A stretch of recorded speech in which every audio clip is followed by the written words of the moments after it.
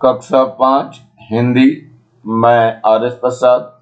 आज आप लोगों को पाठ 16 पत्र लेखक मंडल द्वारा लिखित है। चलिए देखते हैं।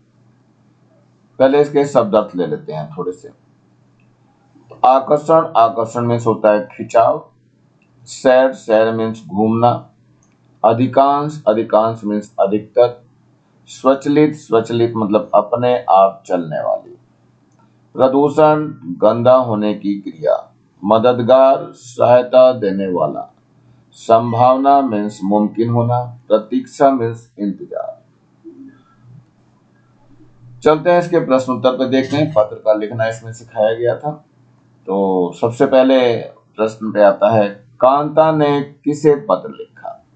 उत्तर है, कांता ने मीना को पत्र लिखा है। नंबर 2 है, पत्र लिखने वाला अपना पता कहाँ लिखता है? तो ये उत्तर है बच्चों, पत्र लिखने वाला अपना पता पत्र के ऊपर दाईं ओर लिखता है। अगला प्रश्न है, मेट्रो रेलवे स्टेशन की क्या विशेषताएं हैं? तो ये उत्तर है बच्चों, मेट्रो रेलवे स्टेशन जमीन के नीचे और ऊपर दोनों जगह होते हैं। ये रेलवे स्टेशन सुविधापूर्ण होते हैं और बहुत ही सुंदर होते हैं।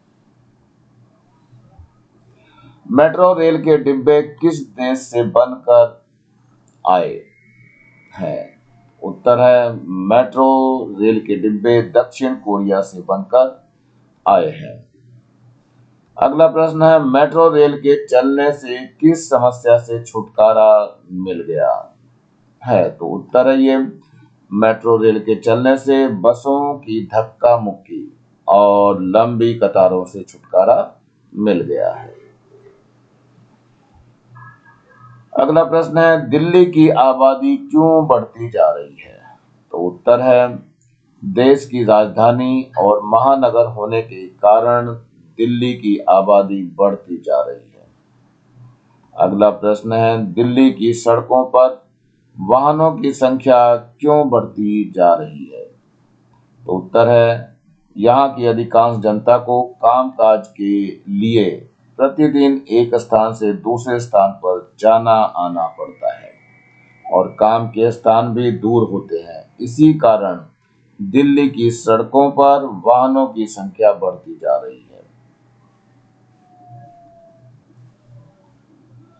प्रश्न है, मेट्रो रेल के यात्रियों को स्टेशन आने का पता कैसे चलता है? तो उत्तर है, मेट्रो रेल के यात्रियों को स्टेशन आने का पता गाड़ी के इलेक्ट्रॉनिक सूचना बोर्ड से चलता है। उस बोर्ड पर स्टेशन आने के पूर्व उसका नाम अंकित हो जाता है। नीचे लिखी पंक्तियों के खाली स्थानों में पाठ के आधार पर उचित शब्द चुनकर भरो। तो ये पहला है, तुम कुछ दिनों के लिए अवश्य आना। तो कहाँ बुलाया जा रहा है? दिल्ली बुलाया जा रहा है। तो यहाँ पे क्या लिखना है आपको? दिल्ली। दिल्ली मतलब ये वाली दिल्ली है आपकी।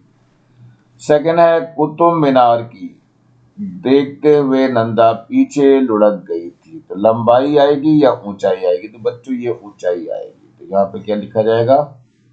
ऊंचाई लिखा जाएगा।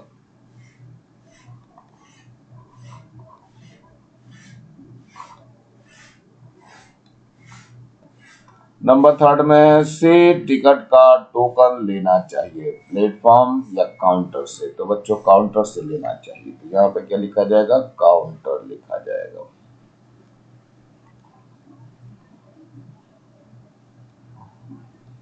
नंबर 4 है, मेट्रो रेल का कार्य गति से चल रहा है, धीमी गति से या तेज गति से? तो बच्चों तेज गति से, यानी ये तेज चल रहा है। तो यहाँ पर क्या लिखना है? तेज गति से चल रहा है। नंबर 5 है, दिल्ली की आबादी तेजी से घटी है या बढ़ी है बच्चों? तो ये बढ़ी है। तो यहाँ पे क्या लिखना है? बढ़ी लिखना है।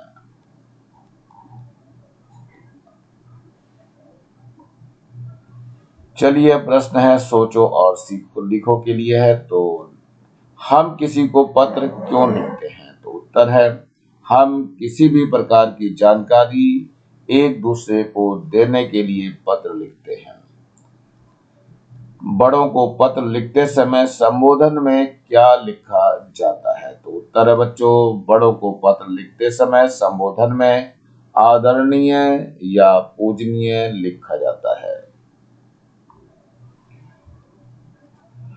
अपने से छोटों को पत्र लिखते समय संबोधन में क्या लिखना चाहिए? तो उत्तर, अपने से छोटों को पत्र लिखते समय प्रिय या स्नेहिल लिखना चाहिए।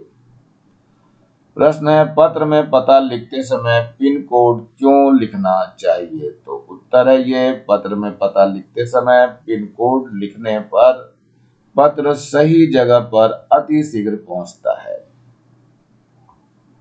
यहाँ पर ये एक टिकट दिया हुआ है, तो इस टिकट को देखो और नीचे लिखे प्रश्नों के उत्तर लिखो। शुभ यात्रा दी हुई है, यहाँ पे PNR नंबर लिखा हुआ है और इसके बाद गाड़ी नंबर भी लिखा हुआ है, तिथि भी लिखी हुई है और इसमें सया है ये, और उदयपुर सिटी से कोटा जंक्शन तक जाने की इसमें जर्नी लिखी हुई है। 2 जने जा रहे हैं इसके अंदर, S4 में है इनका नंबर और एक का 41 है, एक का 44 है। लोअर बर्थ दोनों मिली हुई है, एक की उम्र 40 वर्ष है और एक की उम्र 30 वर्ष है और जो रुपए लगे हैं वो 342 ओनली, यानी कि 342 रुपए, 342 रुपीज लगे हुए हैं। तो ये ऐसा इस टिकट में दिखाया गया। चलते हैं इस टिकट के बारे में क्या क्या प्रश्न पूछे जा रहे हैं, इसके उत्तर को देने का प्रयास करते हैं। तो इस टिकट में कितने लोगों ने यात्रा की है? तो उत्तर है, इस टिकट में 2 लोगों ने यात्रा की है। नंबर दूसरा है, यह टिकट कहां से कहां तक की है? तो उत्तर है, यह टिकट उदयपुर से कोटा तक की है। इन दोनों स्थानों के बीच की दूरी कितनी है? तो उत्तर है, इन दोनों स्थानों के बीच की दूरी 286 किलोमीटर है। तो बच्चों ये जरा दूरी भी देख लेते हैं, 286 किलोमीटर कहाँ दी हुई है? ये देखो यहाँ पे 286 किलोमीटर दी हुई है, ये वाली दूरी दी हुई है इसमें। किलोमीटर में देखो यहाँ लिखा हुआ है ना, किलोमीटर में कितने किलोमीटर है ये लिखा हुआ है आपका। दोनों वयस्क है यहाँ पे, तो यहाँ 2 सवारी के लिए लिख रखा है इन्होंने। किराए के लिए कितने पैसे चुकाए गए? तो उत्तर है, किराए के लिए 342 यानी 342 रुपए चुकाए गए। नंबर 5 है, टिकट धारकों की आयु क्या है? तो उत्तर है, टिकट धारकों की आयु 40 और 30 वर्ष है। कुछ व्याकरण की तरफ देख लेते हैं बच्चों।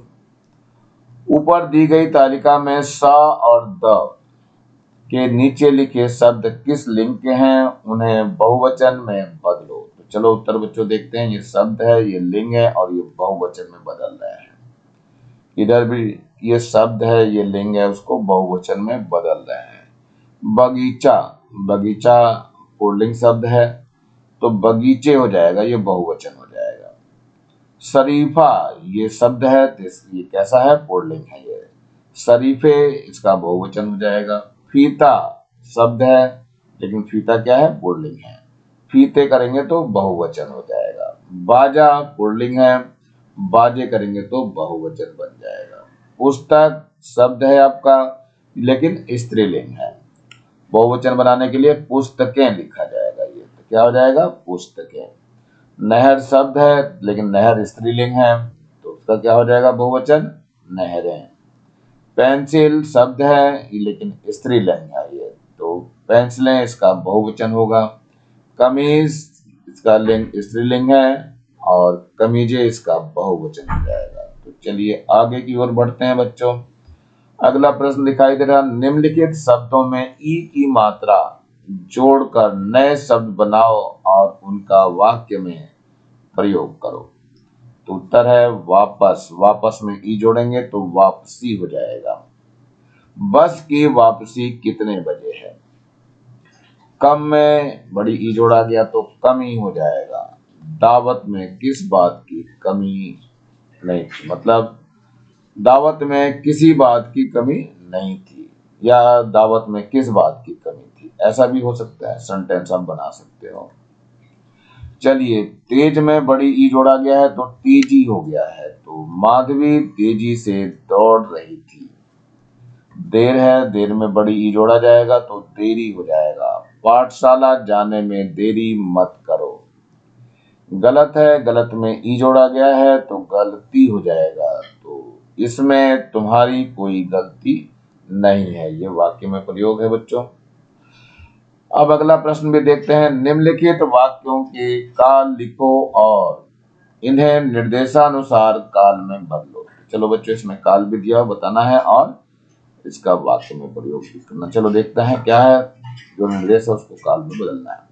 तो हमने छुट्टियां बिताई थी, ये है भविष्य काल। उत्तर मतलब भविष्य काल में बदलना है आपको। ये हमने छुट्टियां बिताई थी, तो ये क्या सेंटेंस हमारा भूतकाल में है, तो यह वाक्य भूतकाल में है। इसका भविष्य काल जो होगा, हम छुट्टियां बिताएंगे।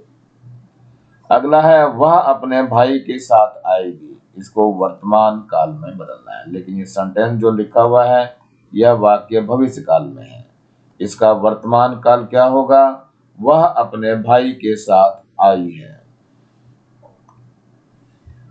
चलिए, प्रश्न दिखा रखा है यहाँ पे। मुट्ठी है, शुद्धि है, क्रुद्ध है, प्रसिद्धि है, वृद्धि है। शब्दों को तोड़कर लिखो, मतलब मात्राएं वगैरह सब कुछ अलग करना है। तो ये उत्तर है बच्चों।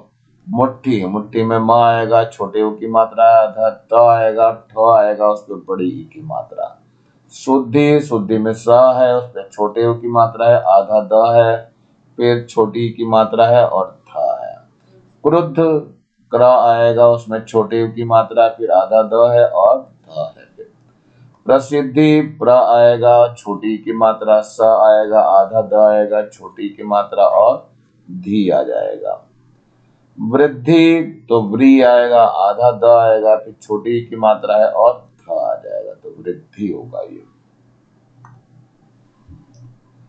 प्रश्न है ब, स, द और र वाले प्रकारों के 5 शब्द लिखो। चलो बच्चों, उत्तर देखते हैं। पहले ब का प्रयोग। वर्मा, धर्मा, शर्मा, कर्म, धर्म।